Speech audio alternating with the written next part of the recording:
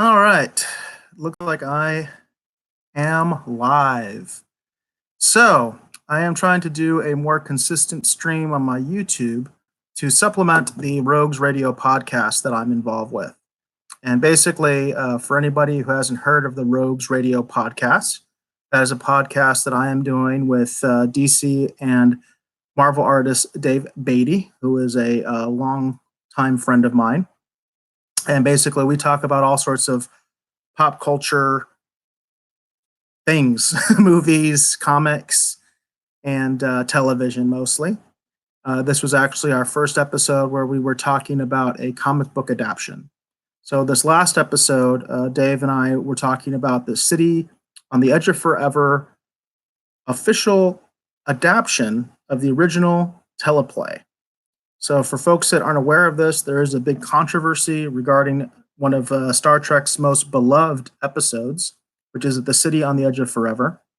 And the original writer of that script, Harlan Ellison, he had some major problems apparently with rewrites that the teleplay went through before we actually got to see it on screen. In fact, there was quite a feud between him and Gene Roddenberry when Gene Roddenberry was still alive. And even afterwards, Harlan Ellison only passed away recently, I think within the last year. I think he passed in 2018, if I'm not mistaken. And there was a lot of hard feelings over that. It was something that I was aware of. I didn't know any of the specifics about it. And it's very interesting to actually read the comic book adaptation of Ellison's original teleplay. I won't get too much into my impressions about that. That's obviously what the podcast is for. I just kind of want to set it up for you as far as what we're talking about. Obviously, you'll get Dave's opinions on both the comic book and also on the version that we saw on screen. And that goes for me as well. We get into that quite a bit. It's a fun episode. I love Star Trek. That's a classic episode. I was very much aware of the controversy, but now I kind of know what the hype is about. I know what the basis was of the differences between what we got to see on screen and what Ellison originally wrote. So that's pretty interesting. So we did talk about that in our news segment. We did talk a little bit about the passing of Aaron Eisenberg. We talked a little bit about the passing of Sid Haig, both tragic events that happened within the last week and a half now, right? We also, in our news segment, we got into the controversy regarding George Lucas and Bob Iger, the head of Disney. For anyone who hasn't heard, I think everybody's heard by now that's involved with pop culture news.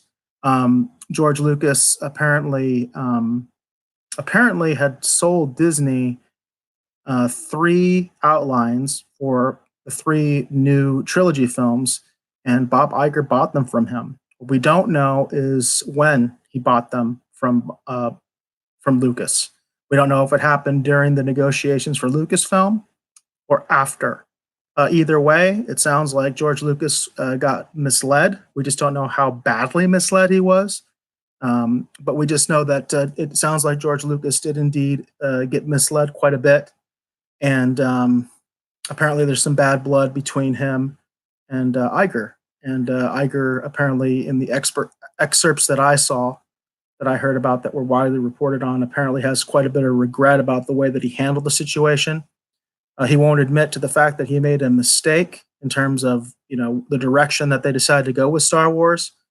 He does praise JJ. Take that for what it is. I am not a supporter of The Force Awakens or the Rise of Skywalker. I thought those were horrible films. Both of them I thought were horrible films. But I'm not a Disney Wars hater.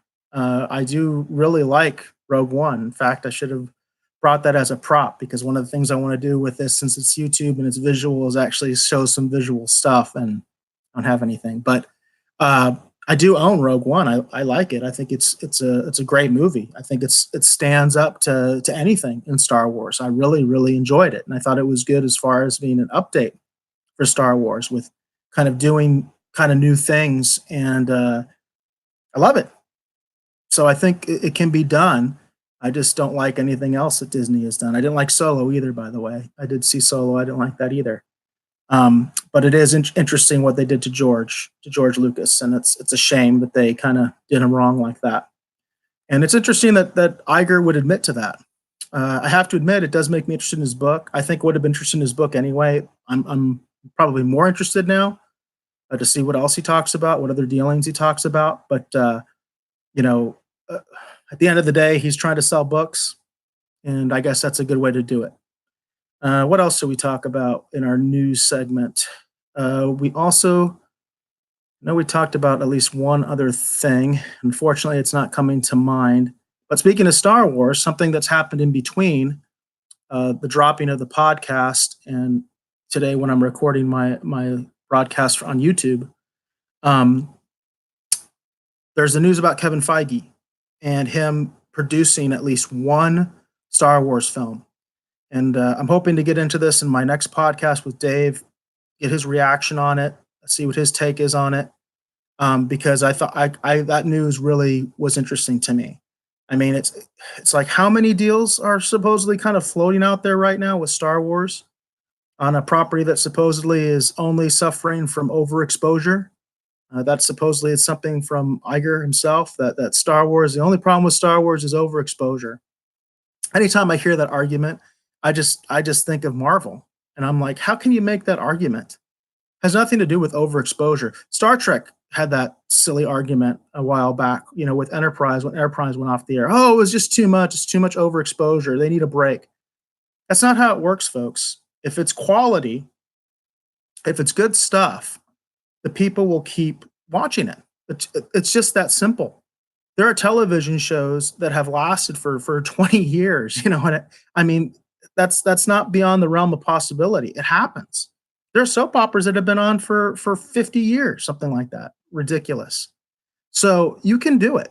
You absolutely can do it. You can actually keep something going like that. It's just a matter of the quality of your ideas, the quality of your storytelling.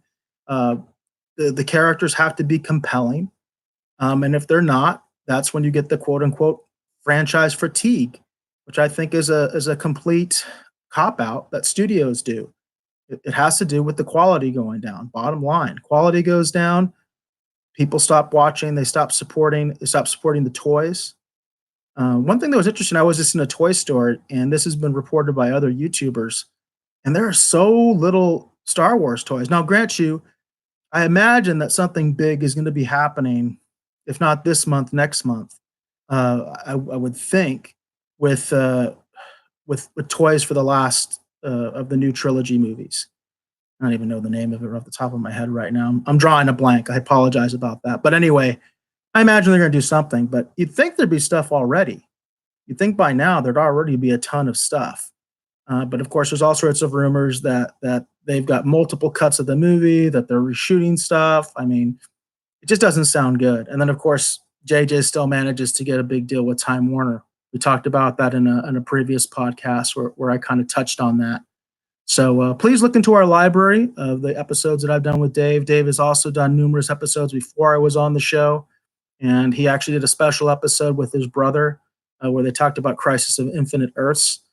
So there is other content besides what I've done with Dave. I think Dave and I have done, gosh, just off the top of my head, I think 6 episodes now, something like that, maybe 6 or 7. And they're the most recent, other than the Crisis of Infinite Earths and Superman 2 episode. But yeah, please check it out. There's been a lot of news lately. It's really interesting. Oh, one of the things we talked about with the Star Trek Discovery lawsuit. Forgot about that. In our news segment on the last podcast, we did talk about that, the resolution of that lawsuit. And then also we talked about some of the background of that and what creators I think need to look out for as a, in terms of the way I look at it, in terms of if you find yourself in a similar situation where you think you've been ripped off, just realize that you're in for a very difficult road. It's very hard to prove that you've been ripped off. You have to talk about overall tone, the overall concept. It's not just a few concepts here and there, a few ideas here and there that are similar. Similar ideas is something that is not You can't copyright it. You can't copyright ideas. It comes down to the execution of ideas. So we did talk about that. And then, as I mentioned, since the show, we did have the Kevin Feige news, and I'm trying to think. I don't think that there's anything else. I don't have anybody in the live chat that's reaching out to me, so I just want to be consistent and put a video out to complement the podcast. We usually record the podcast on Wednesday, and then it has to go through an editing process, and usually by Friday it's posted. And then I try to do a new posting the following Monday. And then as a result, I'm also trying to do this broadcast on YouTube so that I have a little bit more regular content, a little more topical, and also something that's shorter, because our podcasts are typically at least an hour long. They can go longer. Some of them are very long. And what I'm trying to do is keep my YouTube videos to between 10 and 20 minutes. So I'm going to leave this one on the shorter side, and I'll just say live long and prosper, and talk to y'all later.